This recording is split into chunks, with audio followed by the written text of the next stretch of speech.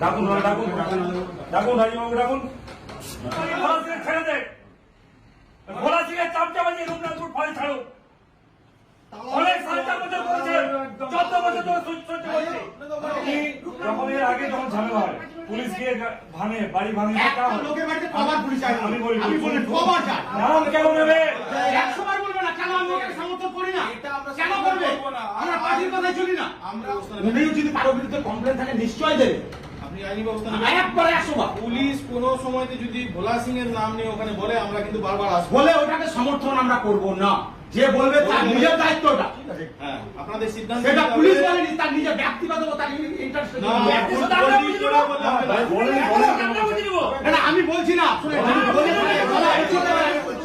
যাই হোক, যা প্রবলেম হোক, নেগেটিভ পজিটিভ, আপনাদেরকে as a law and order maintain at local administration আপনাদেরকে একটা নিজস্ব ভূমিকা পালন করতে হবে।